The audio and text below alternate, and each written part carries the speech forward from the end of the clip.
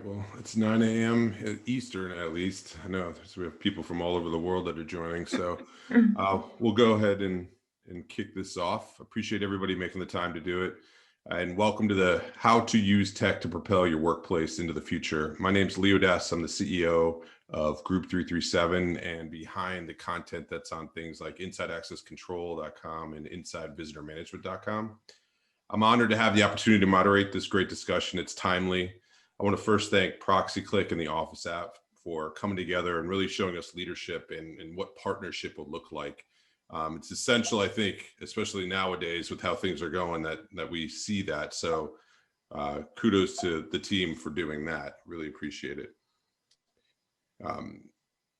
Make sure that doesn't come up. There we go. So today we plan to cover three things, as we said before, but what the workplace experience of the future will look like, what the role of smart technology has to play in it, and what human-centric technologies would be adopted in an augmented workplace. So we have three amazing subject matter experts that have joined today to bring those insights. So let's jump right into it and do some introductions. Lorri, if you would, why don't you kick it off by introducing yourself and giving everyone a little background of who you are. Sure. Good morning, everyone. My name's Lorri Rowlandson. I'm the Senior Vice President of Strategy and Innovation for a company called BGIS. We're a small global facilities management company of about 8,500 people globally, and with most of our business in Canada, the US, Australia, and New Zealand, and now in the UK. Wonderful. Thijs, why don't you kick it off? Yes, so my name is Thijs van der Burgt, CEO and founder of Office app. I have a love for products, but currently mainly responsible for the business strategy, investment, and the culture of the company. Wonderful. And Harish? Yep. Thank you so much, Lee, for moderating this. And thank you everyone for being on. Harish Peri, Chief Marketing Officer of Proxyclick. Unlike Thijs, I grew up in product, but I guess spend more of my time on the customer strategy and go-to-market strategy of Proxyclick as we transform to help companies manage the return to workplace. So really looking forward to the discussion. Thank you all. Absolutely. And just for everyone that's attending, please ask questions. We're going to throughout try to bring them into the discussion, so don't be shy. And we really want to make this more of a conversation. So on that, Lorri, why don't I kick it off to you first? So from your perspective, how important is technology for developing the workplace of the future? Yeah, well, I think it was essential before COVID, and COVID, the living experiment we've been in the last 8 months, has just underlined the need and importance for it, right? I think we're more dependent on it now than we ever have been. And I think we've accelerated even a few years of progress. I think we've realized in the last 8 months that work is what you do, it's not where you are. And I think COVID has actually accelerated our dependency on technology instead of the actual physical place like the office. And the last 8 months has been like a living experiment or a living laboratory that's underlined that. And you know, organizations that did not have the technology tools to be able to withstand the sudden change that we had to make were the ones that were struggling to keep up. But I think that technology is a key enabler for us to not only survive in this moment, but to thrive and accelerate progress. And I think COVID has really underlined a couple of themes for us that have really accelerated. One is we need employees to work seamlessly and productively wherever they are. I think it's also underlined the importance of health and wellness, which I'm really excited is taken out of our subconscious into our conscious mind. And I think it's identified the importance of virtual culture and employee engagement. Lee, you talked about in your introduction, taking a very human-centric approach to how we're looking at technology and real estate. And I think that's going to continue to accelerate. And the importance of information security, which is a whole other topic, but you know, the need to make sure we're properly invested in information security so people can work remotely. And the variety of technologies that are cropping up that are solving a new wave of problems related to how quickly we're adjusting to a new way of work. So that's around current. And then I think there's a whole bunch of technologies that actually accelerated in their relevance going forward. Some really disruptive ones like virtual reality, blockchain, et cetera, that are going to come into their own a little sooner than we expected, all thanks to our COVID experiment. So yes, I think technology is going to become even more relevant into the future, but I think it will be pointed at different things that we didn't think about, or we were going to probably not get to for another 2 or 3 years, but we're living in it now. Yeah, absolutely. I agree with you on the accelerant side, and even from the human-centric end, from an access control standpoint, we're seeing that where it's gone from access control to now like access care, and this idea of wellness being introduced. So, absolutely agree. Harish, Thijs, any additional thoughts on around technology and the importance? Yes, definitely. So I fully align with you, Lorri, on that data is data, and or let's call it technology. I think providing technology, but also I believe the data coming from that technology is an enabler for adapting quicker to changes that you might meet. I think changes will occur more. I think also technology is changing the cycle of adaptation, which means that you need to be able to actually adapt to new situations, and that's what I'm also looking at in a lot of cases. So how can we help from a technology and a data perspective, but also how can we, the credo of our company is creating a happy office life. So how can we make sure that we actually provide a better office experience, and how can we connect with all of our partners to provide a better and happy office life. Where older real estate had been focusing so much on bricks and mortar, we now see that they need to change actually to become a more user-driven or user-centric organization, which in my opinion is a great change for the industry, but also for the people living in those spaces. Yeah, I would say, Lee, there's one word to describe what everyone in this broader industry needs to focus on, I would say in the next 1 year, 3 year, 5 years, it's experience, right? Like what's, the focus up to now had been, I have a little sector and I'm going to make some tech that solves that little problem. But what COVID showed very specifically is that, this ethereal thing called the employee experience, it used to live in HR land, and it was all about engagement and, pulse surveys, and it was handled by the HR tech vendors. But now the employee experience truly is, can you make your employees feel safe and welcome and create in a workspace that they want to come back to? Because guess what? They now have optionality, especially in knowledge work.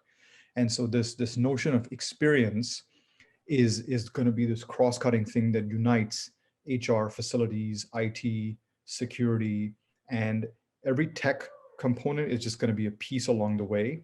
But the ones that solve for experience are the ones that will win in the long term. And so that's I think the big focus. And really the other thing is that there is no more difference between employees and visitors and contractors. Those are all artificial legal definitions. I think they're all people. And so focusing on the experience of the flows of people in and out of buildings and giving them that optionality is, again, where the winners will be made.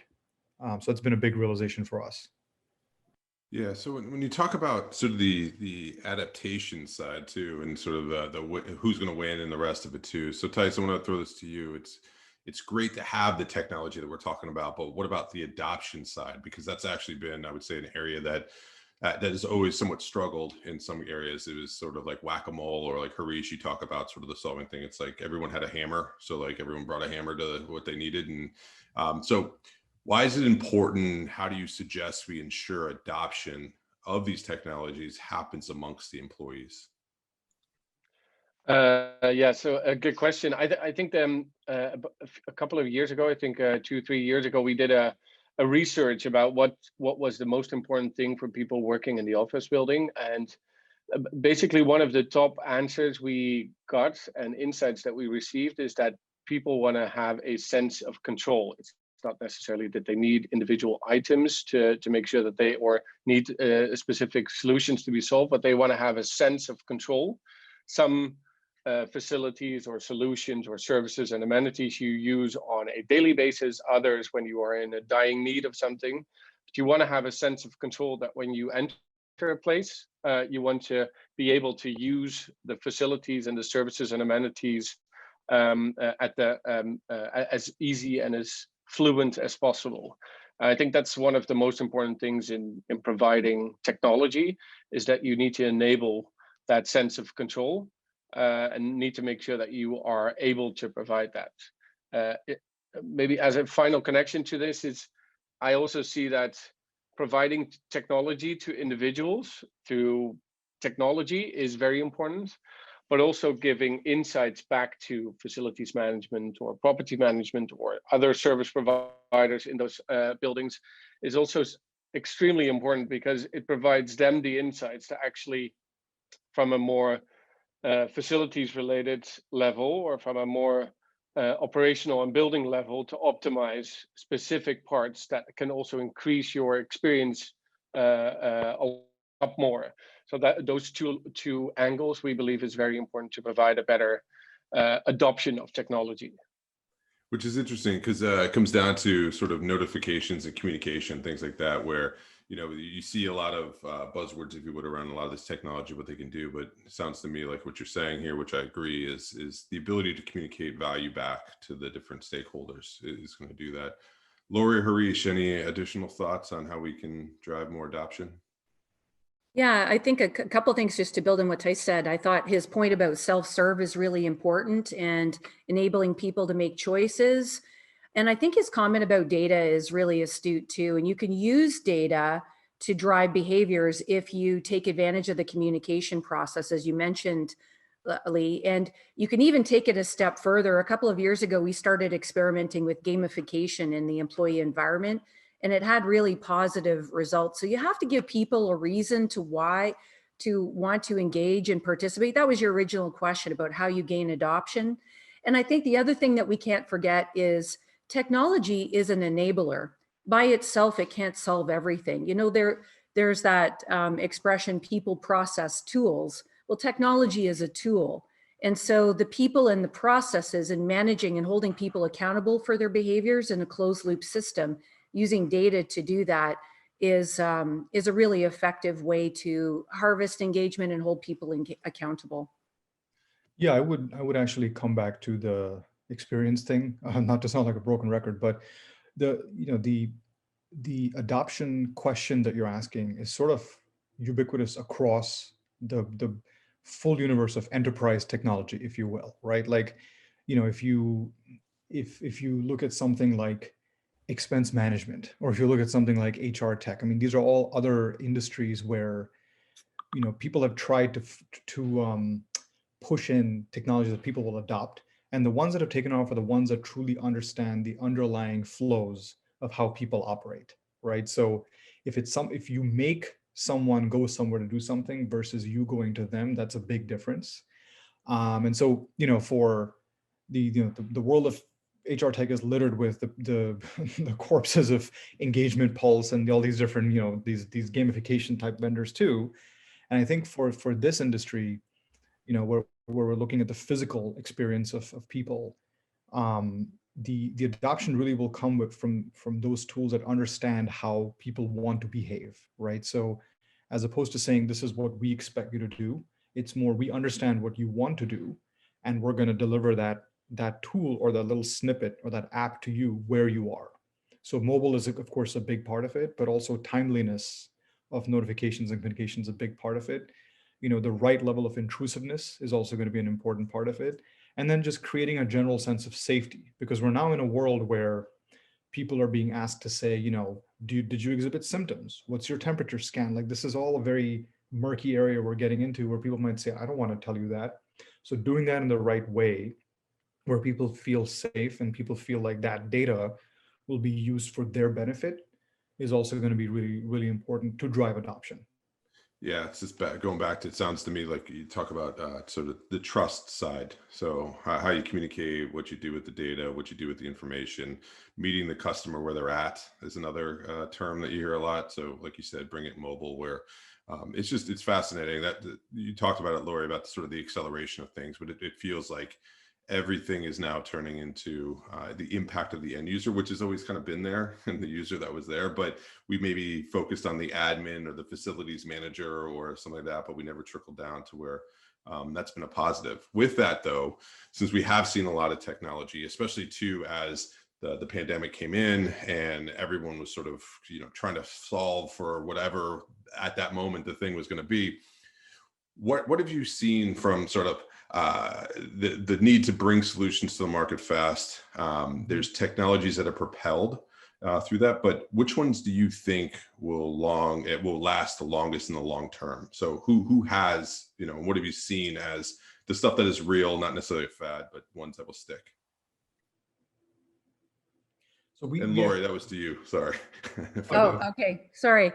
I think there's a number that go from what I'll call pragmatic and foundational to some that are going to sound a little out there, Lee, but they're not that far away. I wrote a book about it, actually, of case studies, but I think the ones that are of immediate interest are obviously remote work technologies, things like Teams and things that allow you to collaborate in a very different way online instead of having to rely on, if you think about a year ago, we really relied on the phone, we relied on email, and we relied on in-person meetings. And going forward, I think we're going to continue to rely on these collaborative platforms, which I find far more productive than email. And we're going to continue to leverage, training mechanisms and virtual calls like this. I don't think it's going to be the only thing. I don't think it's either or, but those are the foundational things that I think are going to continue to accelerate. And the other thing I've been experimenting with is some of the plugins. So we use Teams. Again, I know there's a number of other platforms that others use, but all of them have like really interesting plugins that you can use to do virtual yellow pad sessions and collaborations, kind of cool virtual tools that I think are going to continue to come into maturity.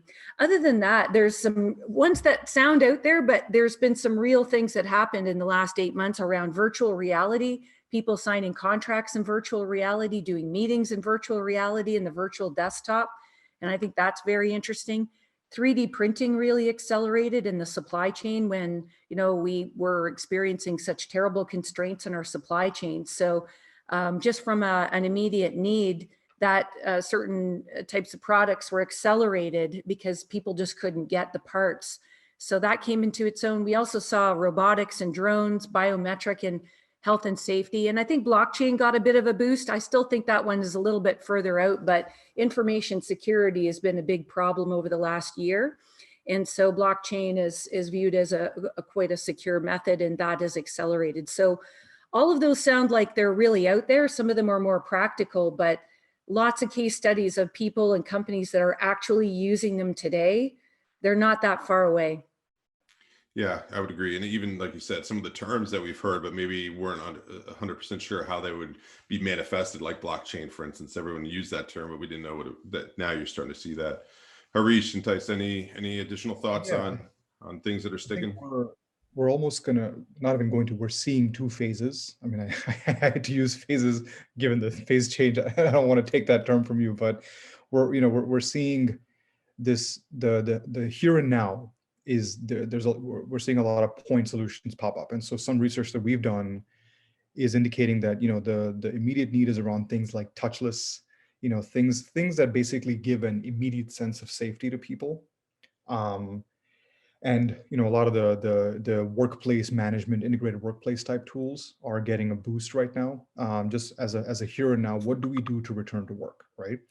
But we're also seeing a phase two where return to work is transforming into new world of work, where it's this notion where it's almost a chance for a CIO to step up and say, my job is not to manage my spend on individual tools, but my job is to create a stack that works for the future. And so this whole new world of work thing, what we're seeing is this rise of CIOs saying, how do I plug in all my different tools to create a unified stack? So everything from, can I manage my capacity, to am I creating a touchless experience, to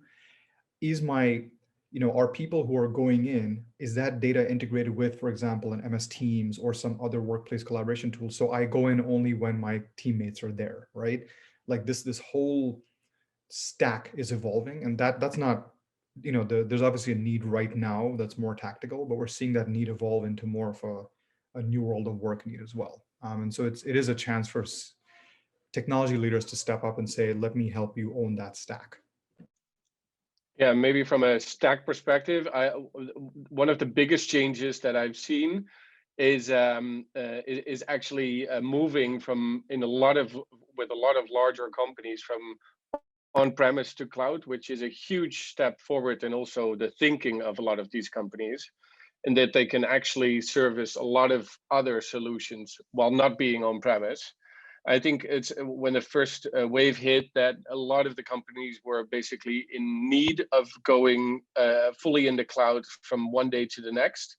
And that accelerated a lot of the mindsets and the ability also to start working with more cloud solutions, which in my opinion was a huge step for, I think, the entire real estate, but also for every larger organization in adopting technology. Yeah, I totally agree. I mean, I'll take it from an access control standpoint. We've moved now, because of the pandemic, away from having cloud versus not architectural sort of standoffs in our industry to now it's talking about like what the systems do.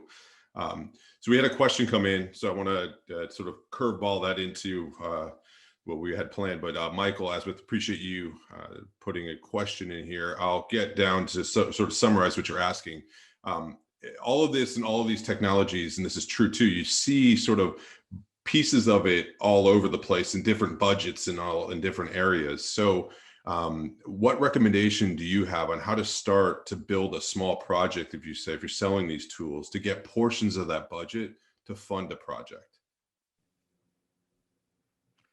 Lorri, Harish, Thijs. Yeah, I can jump in there. I think Go ahead.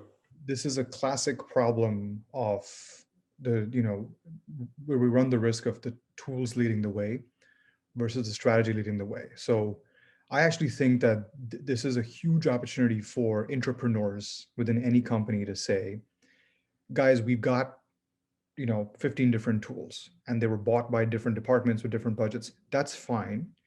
But somebody has to ask the question, what is actually what does our two-phase strategy look like?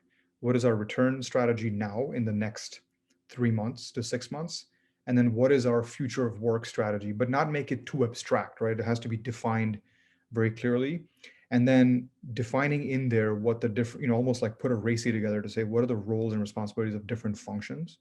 Because the only way that both large and small companies will succeed is if it's a true cross-functional effort to drive this. So I actually think, like, if I were somebody with good ideas in, toiling away inside a company, like, this is a chance for someone to be a true entrepreneur and drive this forward. And then, what you'll see is that the technology solution to answer this kind of return to work or new world work strategy is more of a platform first play, right? Because it's going to be very difficult for any one vendor to come in and say, we do everything. That's been tried in other verticals before. This is more the ones that will succeed to say, listen, we understand what technologies we have. So we're using, this piece of tech for access control. We're using this piece of tech for destination dispatch. We're using this piece of tech for temp scan.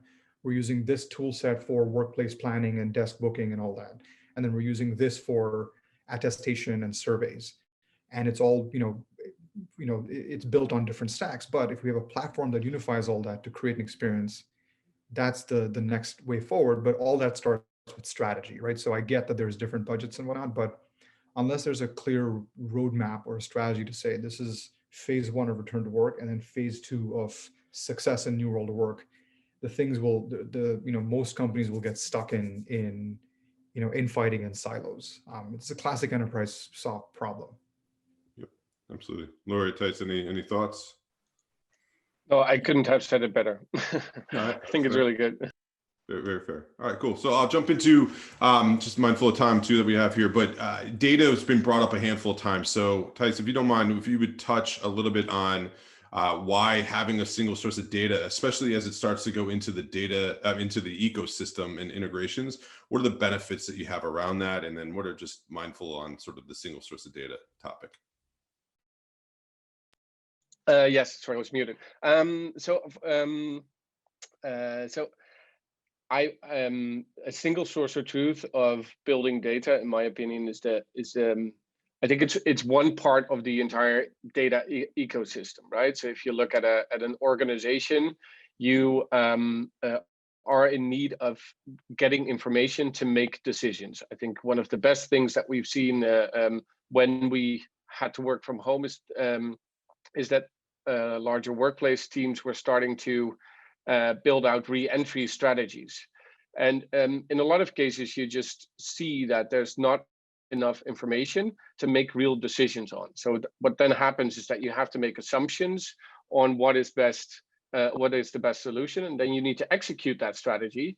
And you execute that strategy with not being able to fully measure how you are performing in those strategies.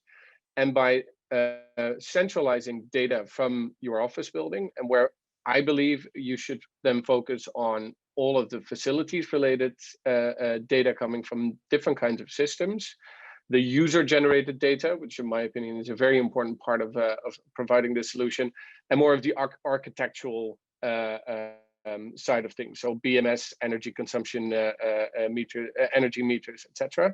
And combining all of those data points and cross matching those data points can give you a lot of insights in how you can actually start building your strategy, but also keep on iterating when you launch that strategy. And therefore, and this is just one about re-entry, but there's multiple different angles where I believe that giving back insights to service providers, to facilities managers, to landlords or workplace teams is the best way of providing overall a better office experience. And therefore also the most important part. And what I really like about, for example, also Proxyclick is that they have the same mindset as in you can't build everything yourself, right? So you have to be an open platform. The biggest example is in this case, I think the fintech space. Every system, every legacy system, they started to open up their APIs and started to integrate with one another. And that provided so much more rich information and insight. So you can completely streamline specific processes or insights or improve consumer experience.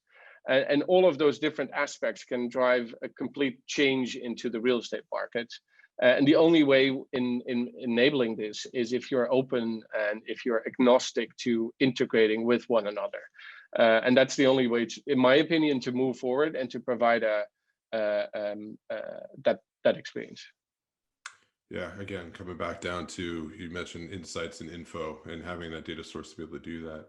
Lorri or Harish, any thoughts on single source data and playing with an ecosystem? Yeah, we actually think it's impossible to have control all of the data. I mean, even Google can't, right? We use other things like weather data and things like that won't be within our immediate control. So I think the future really belongs to those who are really amazing at integrating data from multiple sources. As more and more IoT devices come online from all kinds of different places, it's unrealistic to assume that any one entity will be the owner and producer of that data. So I think we need to get really, really good at integration of data. But I think both Thijs and Harish have underlined the fact that you need to really understand what you're solving and align the metrics around that. And then go and get the data from whatever supports that metric that you want to light up. Yeah, absolutely. Yeah, one thing on the topic of data, I think there is, in agreement with both Lorri and Thijs, I think the future is integrated and the future is, open platform based. But in that world, it's very important to define what type of data is critical to be captured, right? So, I think what we're seeing is that you really have sort of system data coming from a lot of the underlying systems, but that alone isn't super important. That's necessary, but not sufficient. What you also need is usage data, right? So you need actual data of who came in, who came out, where they went, what they did, what they interacted with, what the assets interact with, how they interact with each other. That usage data in real time combined with the static data from the systems, those two have to add up to then create intelligence, right? And the only way you do that is by integrating across systems. but you can only, but again, only by layering experience on top of that and combining those two data sets is then what you can say, okay, this is what I know, this is what actually then happened, and then this is what I should do tomorrow, right? That's the kind of the predictive world we want to get to. So it's static plus usage is a framework you can use when you're trying to pull all this data together from disparate systems.